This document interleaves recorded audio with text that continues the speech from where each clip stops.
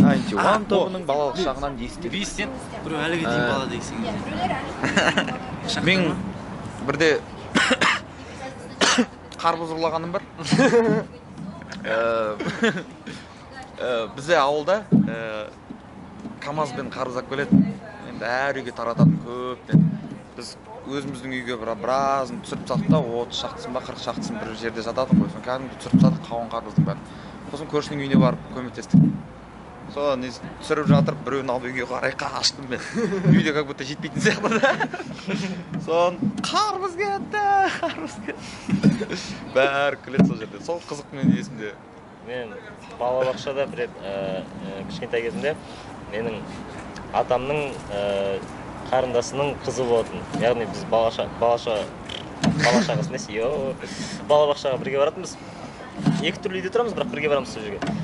Сонда менде қалай айтылшы еді нәрсе? Телескоп. Бинокль. Калейдоскоп, иә. Менде сол калейдоскоп болатын да, бәрі соған қызығып жүретін. Сол кезде ана қарындасым мен үйден тыныш 5000 теңге алып кеткен ғой.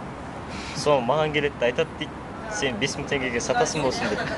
Мен аламда соны сатып жіберемін 5000 теңгеге. Одан үйге барамын да атама 5000 теңгені беремін дейді. Менде ақша бар деп. Ол андай қорқып мен бірдеңені ұрлап кетті ма деп, сөйтіп өзінің қарындасымен сөйлесіп үшін бірдеңе түсініп алыпты бәрін. Бірақ мен сол бетте калейдоскопсыз да қалдым, 5000 теңгесіз де қалдым. Бейшара. Болған менде кішкентай кезімде біртүрлі бала болды дейді да мен. Біртүрлі бала. Бірінші сыныпта оқыған кезде апам айтады, мұғалімдер айтқан екен. Бұл бала өтіп біртүрлі сабаққа келеді екен да. Сабаққа келіп, жазып отырып, мен болдым деп кетіп қалған екенмін. Сосын тоқта десе мен болдым кеттім деп кетіп қала береді екенмін. Сабақта ма? Сабақ кезінде. Бірінші классқа оқыдым ғой жерде мен. Өзіме не болды, мысалға, ұнаған кезінде не істегенмен соны істеп кететін. Тұрып там терезеге қарай беріп тұрады. Соны маған жоқ істеме ғой десем, бәрібір. Одан кейін тағы айтқан істемегенмін. Сосын дұрыс жазбағанмын, былайша бір өзім қияли болғанмын ғой кішкентай кезімде. Кейде ойлаймын мен қалай бірінші бітірдім деп. Сенде де бар ма? Мен әлі есіме түсіре алмайды. Балалық шақтан қызықты болды ма? Просто мен әлі балалық Мысалы кеше деп па? Білмеймін мен. Қызық көп болды ғой. Менде көбінесе есте алып қойғандар сол. Мен кішкентай кезімде шумақтар жазып жүргенде көпте еселі қалып қойды. Өткен маған бәрі күлетін. Менің нағашым болды. Болды деп әлі бар. Мен негізі өзім кішкентай кезімде нағашы мамамның баласы болдым. Яғни мамамның мамасының. Сол үйде өстім. Сол кезде ұялатын өлең жазуға кішкентай баласын өлең жазып. Сол мен өлеңді нағашым оқып қоя беретін да қайта. Сосын мен шай ішіп отқан кезде айтатын мен сөздерін бірдеңе деп. Мен арада бәрі күліп. Мен сол нағашы мамам мен қорғап жүретін. Қандай кішкентай кезіндегі шумақтарың? Отырмыз бәріміз шай ішіп. Жайықтың жағасында. Енді кішкентай баланы емес ғой, махаббат бірақ. Сол маған айтады, сен кішкентай болып, сен қайдан білесің деп. Сосын тағы да бір сондай бір андай бір өлеңдер жазып жатам.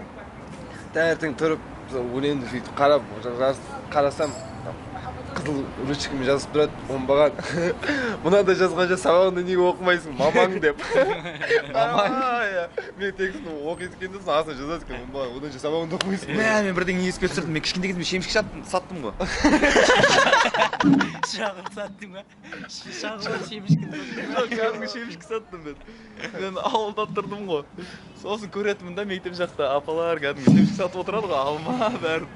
Соншама қызығатын, қалай ма күшті ақша істейді ғой деп. Енді движение. Қозғалыс. Сосын бірде қалаға барғанда, базарға бардық. Сонда көріп қалам, қуырылмаған шемішкен үйде. Сатып тұрған, сосын мамаға алдыртып алам, біраз алдыртып алам, кәдімгі көп қылып. Сонда үйге алып келем, қуырамыз да өзіміз кәдімгі қазанға қуырып, сон ол адам көп жүретін жер емес. Үйдің қасында тапчан бар ғой, сол жерге отырып аламын ғой.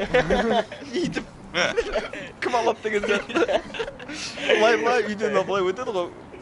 бейшара мына бала не істеп отыр деп келетін шығар. Келеді кішкене 10 теңге ақшасын береді, салып беріп рахат.